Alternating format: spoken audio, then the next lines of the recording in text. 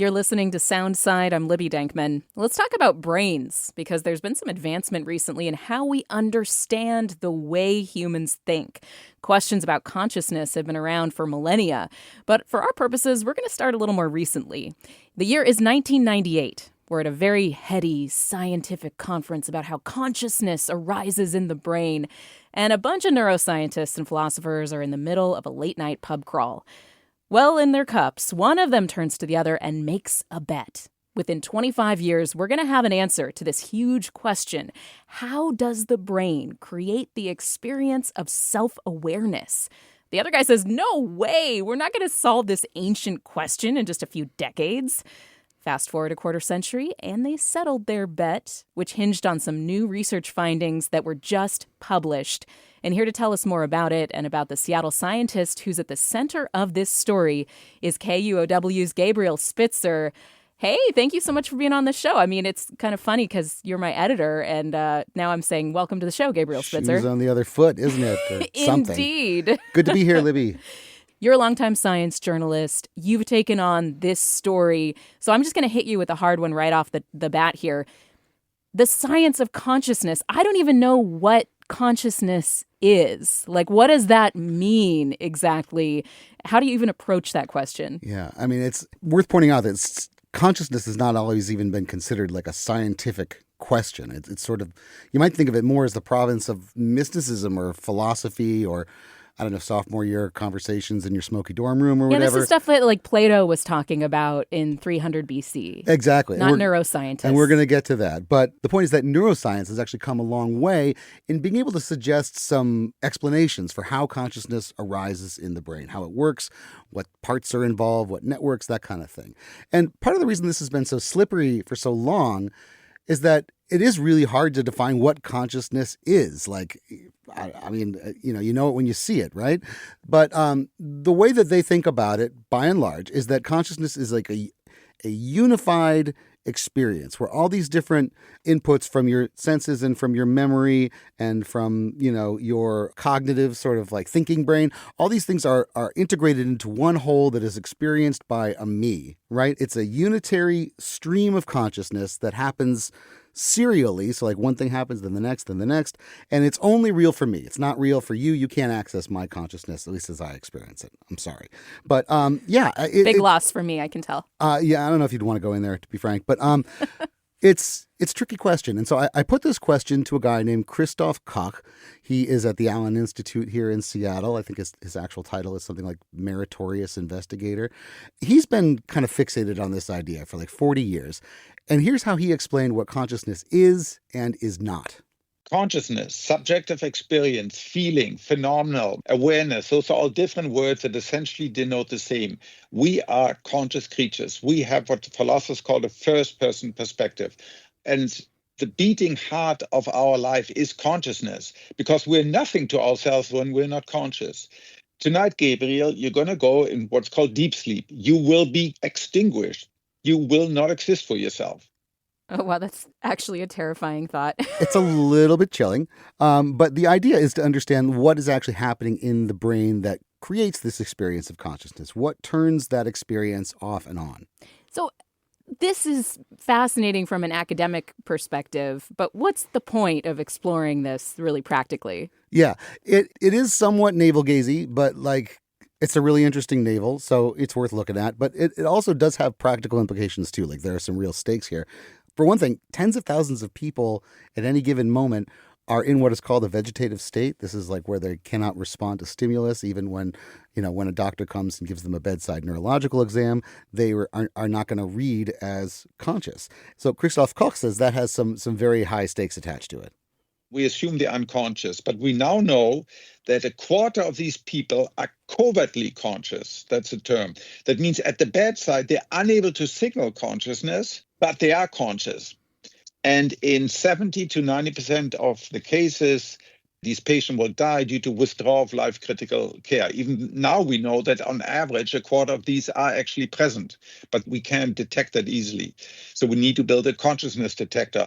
Well, so he's looking at actually being able to tell these covert conscious patients from the unconscious, which would, again, have huge stakes when it comes to care and treatment and the future of where these patients go. Yeah, exactly. And I mean, it's this idea, it's sort of everybody's nightmare, right? That you're like in a coma and you're present, but you cannot make yourself heard or understood. So his idea is that, yeah, once we understand the sort of neural signature of what consciousness is, we can measure for that, and then we can get a sense for which patients are truly in a vegetative state and which ones are covertly conscious. So it's pretty high stakes. And it all really depends on understanding exactly what consciousness looks like in the brain. And so neuroscience has a bunch of theories about this, but there are two kind of big picture ones at center stage. They are called global neuronal workspace theory and integrated information theory. Okay, sounds really simple, Piece of Gabe. cake. Yeah, piece of cake. Tell me more. Okay, well, all right, I'm going to try to explain these. They're, as you can imagine, they're both very, very conceptual, but the good news is that you don't really need to understand them in a real detailed way. You can kind of just get the gist, okay? All right, so global neuronal workspace theory kind of operates from the idea that there are different processing centers in the brain that take in different kinds of information. There's something that takes in visual information and sound and feeling, but then there's also your long-term memories and your expectations about the future and your values and what you want. Anyway, all these things are operating in their own little spheres pretty much outside of our conscious selves. It's all in the unconscious, kind of behind the scenes. But there is a central network, according to this theory, that will grab one of those inputs and broadcast it out to the rest of the brain. So all of a sudden it makes it available for everybody in the brain to experience at the same time. And that broadcast is consciousness, according to this theory. Can I put forward that this is like the inside out model of consciousness, where there are these different players responsible for different things, vision, memory, whatever, and then there's like a central spotlight, broadcast screen, basically, where everything kind of comes together, like the physical sensation person is tapped, and then they're the star, and Completely. Basically, I need everything explained as though it were a Pixar movie, Gabe. That seems like a totally reasonable ask, and yeah, I think we can call this the Amy Poehler theory, maybe. Great, perfect. All right, the Amy Poehler theory, basically, yeah. So that's the spotlight that shines on something that makes it available for everybody in the brain to sort of have access to at the same time. That's consciousness by this theory. Okay.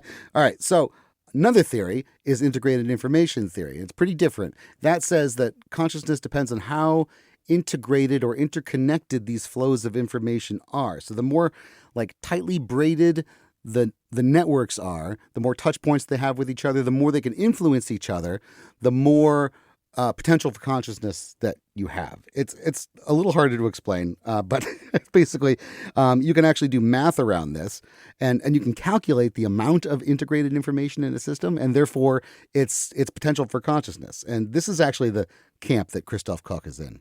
So we have the Amy Poehler theory with its spotlight, and then we have the French braid theory, Sure. like with all these different strands tightly bound together. We can call them that. Well, I'm going to propose a different shorthand, though, and Yeah. for reasons I'll explain in a minute. The Amy Poehler theory, global neuronal workspace theory, is the front brain theory, okay? The integrated information theory, French braid, that's the back brain. So I just want to say again, you don't have to get these in a real deep way, because what's interesting about them is not just what they say, but the ways that scientists have figured out how to test them. Although we disagree on the fundamental assumptions, we can agree, and we did agree on certain experiments that we could carry out using today's technology in people, and one or two are in animals. So, Libby, this is kind of what makes it science instead of philosophy or dorm room talk, right? All right, so I'm going to vastly oversimplify what the predictions of each of these theories are. Amy Poehler theory predicts that there will be a certain kind of activity in the prefrontal cortex, which is in the front of the brain. So we'll call that one the front brain theory. IIT, the other one, French braid, predicts that there will be a certain signature in the rear of the brain, what they charmingly call the posterior hot zone, which I love. Anyway, and so they should be able to see that in brain scans. So this gives them the opportunity to test these predictions head to head, or, front brain to back brain or whatever. So this is like a neuroscience smackdown that we are setting the stage for? Very much so. At least that's how I think of it. They call it something a little bit more respectable. They call it adversarial collaboration.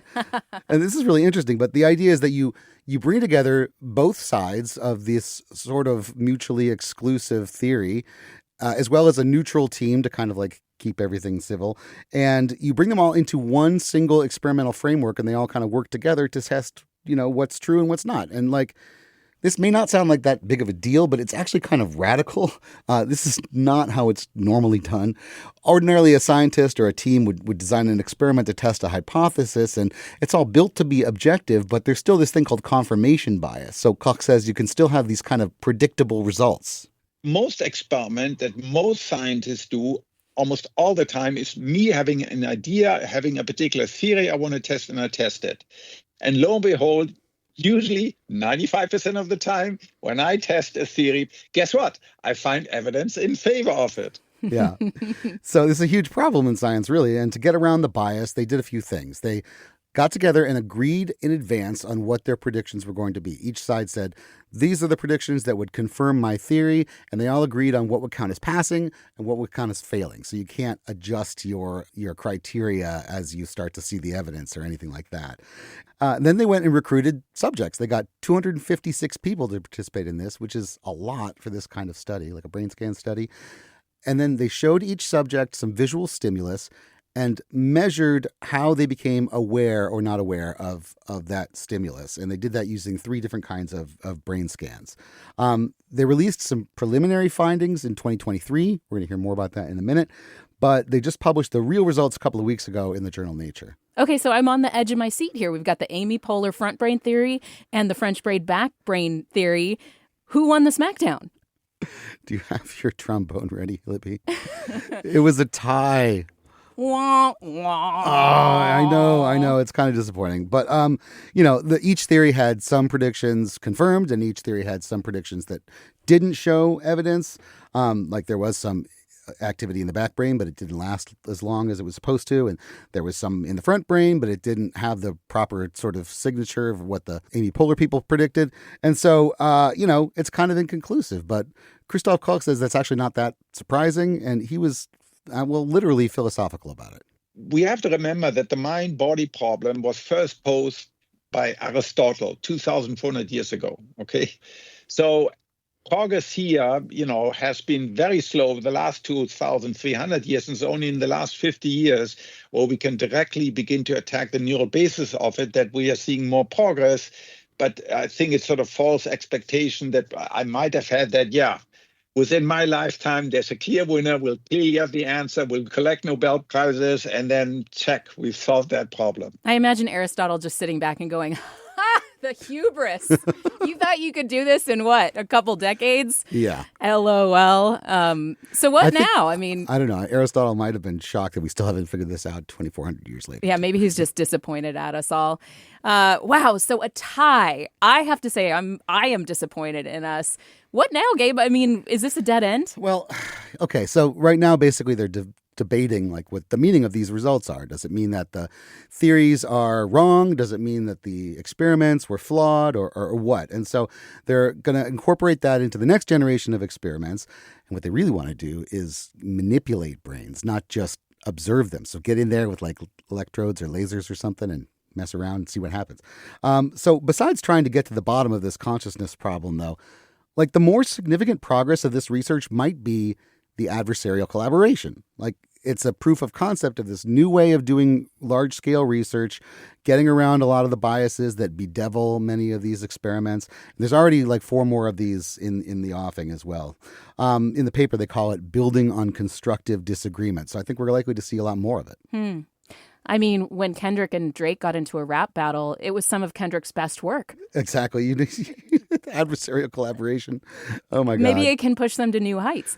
So this does make me think about the late night pub crawl. Back in 1998, that's how we started this conversation. There was a bet about whether they would have an answer about consciousness within 25 years. It doesn't seem like that bet came through for the person who thought it was 25 years from now, right? What's the deal? You're right. They actually bet a case of wine in 1988. And so, okay, fast forward. The tipsy neuroscientists who were betting about consciousness bet a case of wine. Surprise. No, you don't say. Yeah, exactly. It all seems, they didn't bet a quarter ounce of weed, but they could have. All right, so fast forward now to 2023, and they're at the same conference where they made that bet 25 years earlier. And it just happens that at that time, the first preliminary results of these head-to-head experiments had just been released, okay? So with those anticlimactic results, the bet was settled on a stage at a presentation, okay? The winner of the bet, the skeptic who said, we're not going to figure this out in 25 years, was philosopher David Chalmers. The losing optimist was Christoph Koch.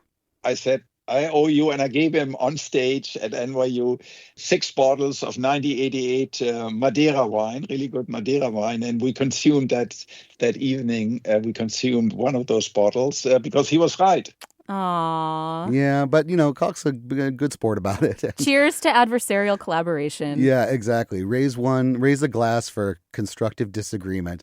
And Koch says, in the big picture, he and Chalmers at least are on the same page that we are going to eventually figure this out. This is not an unanswerable question, but it's a matter of when, not if.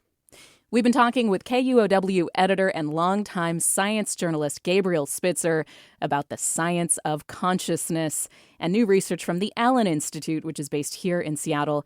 Gabriel, great to have you on the show finally. My pleasure, Libby. Let's do it again. Thanks for listening to Soundside. By the way, this show is only possible because listeners support us. If you are able to give right now, check out the show notes for a link to donate. And don't forget, you can listen live on KUOW 94.9 FM Seattle at noon and 8 p.m. Monday through Thursday, or anytime online at KUOW.org.